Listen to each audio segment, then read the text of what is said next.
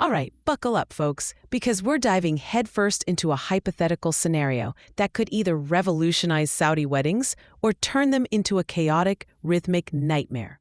Imagine, if you will, a world where every single guest at a Saudi wedding must perform a 30-second dance. Yes, you heard that right. And if you don't unleash your inner dance machine for half a minute, well, then you're paying a fine. It's a simple choice: groove or give up the green. This isn't just about a few awkward steps. It's a fascinating intersection of our cherished cultural traditions, the relentless pressure of social expectations, and, of course, the ever-present whisper of economic implications. The moment this rule drops, you can bet it triggers a complex web of reactions. We're talking about a ripple effect that could either bring us closer together on the dance floor or send us scrambling for our wallets. It's a thought experiment designed to make you ponder and perhaps slightly sweat. First things first, the traditional solemnity and formality of a Saudi wedding would be utterly disrupted. No more quiet entrances or dignified greetings. Now, every arrival is a potential performance review. The serene elegance might just give way to a palpable buzz of anticipation or perhaps dread. This mandatory 30-second dance segment would inject a dose of performative pressure unlike anything we've seen. It's not just about celebrating the happy couple anymore. It's about surviving your turn in the spotlight. The air would be thick with a mix of excitement and pure, unadulterated anxiety. You'd see a fascinating spectrum of guest reactions to this challenge. Some, the natural performers, would absolutely embrace it. They'd view it as a fun, engaging element, perhaps even practicing their moves in the car on the way over. These are the ones who've been waiting for their moment. Then there are the others, the vast majority, who would feel immense pressure. Shyness, discomfort with public performance, or simply two left feet would become a significant hurdle. Imagine your shy uncle, who usually just sips his coffee in the corner, suddenly facing a dance ultimatum. This includes our esteemed older guests who might be less accustomed to such public displays of rhythm. The potential outcomes range from endearing awkwardness to outright reluctance, and yes, even a touch of resentment. Nobody wants to feel forced to boogie when they'd rather be enjoying the buffet. Now let's talk about the fine, because its amount is absolutely crucial. A small symbolic fine might be seen as a minor inconvenience, a humorous tax for those who prefer to remain seated. It's the price of admission for being rhythmically challenged. But what if the fine is substantial? That's where things get interesting and potentially punitive. A hefty sum could hit hard, especially for guests with limited financial resources. Suddenly, the choice isn't just about comfort, it's about economic reality. This scenario has the potential to create stark social divisions right there on the dance floor, or lack thereof.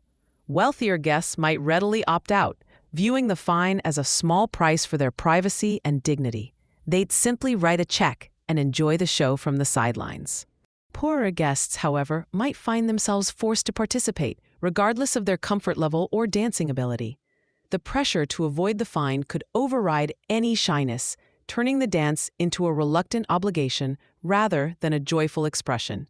It's a dance of necessity, not desire. So who exactly would be responsible for timing these 30-second dance segments?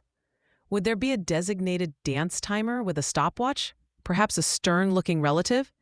And who would be collecting these fines? Would it be the groom's cousin with a card reader, or a discreet collection box by the exit?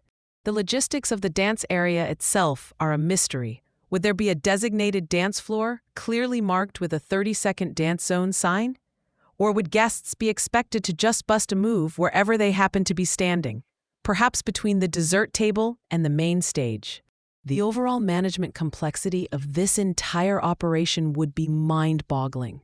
Imagine the cues, the disputes over timing, the "my dance was definitely 30 seconds, I swear" arguments. It could easily disrupt the entire flow of the wedding, turning a celebration into an administrative nightmare. We'd need a dedicated team, perhaps wearing official dance enforcement officer sashes. They'd be navigating through crowds, ensuring everyone gets their turn and politely reminding Auntie Fatima that her sway doesn't quite count as a full 30 seconds of performance. It's a logistical puzzle wrapped in a cultural conundrum. Let's consider this within the context of Saudi society. We are, after all, a society that is constantly evolving, embracing modernity while our traditional values and customs remain deeply ingrained. This hypothetical rule would certainly test those boundaries. Some might genuinely see this rule as a playful modernization, a way to inject some much-needed fun and break down social barriers. It could be viewed as a lighthearted challenge, encouraging interaction and creating memorable, if slightly awkward moments. It's a new kind of icebreaker. They might argue it adds a unique flavor to the celebration, making it more dynamic and engaging for everyone involved. It's a chance to see a different side of people, to laugh together, and to create stories that will be retold for years to come. It's about shared experience, even if it's a forced one. However, others might view it as a disrespectful imposition on our cultural norms. The sanctity of a wedding ceremony, a deeply personal and often formal event, could feel undermined by such a forced performance. It might be seen as trivializing a significant life event.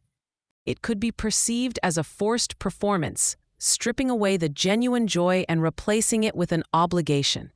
For many, a wedding is a place of quiet reverence and family connection, not a talent show.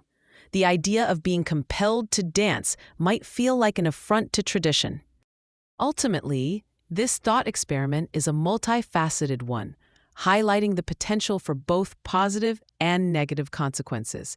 It's a mirror reflecting our adaptability, our humor, and our deeply held values. It forces us to consider what we prioritize at our most important social gatherings. On the positive side, imagine the increased social interaction. People who might never speak would bond over their shared dance anxiety or their surprisingly good moves. It could genuinely enhance the entertainment value, turning every wedding into a viral video waiting to happen. The potential for laughter, for shared memories, and for breaking down social barriers is immense. It could foster a sense of community and lightheartedness that transcends traditional formalities. Every wedding would have its own unique, unforgettable dance highlights reel. But then there are the potential negative outcomes. The social divisions where wealth dictates participation could be stark and uncomfortable. The cultural clashes between those who embrace the new and those who cling to tradition could lead to friction and resentment. The success or failure of such a rule would be heavily dependent on its implementation. Is it introduced with humor and grace, or with a heavy hand? The sensitivity of its enforcement would also play a critical role. Is it a gentle nudge or a rigid demand? Finally, it hinges on the willingness of the community to embrace such a novel approach. Are we ready to adapt our celebrations? To inject this kind of playful chaos into our traditional events? It's a question that dances on the edge of possibility, and perhaps a little bit of madness.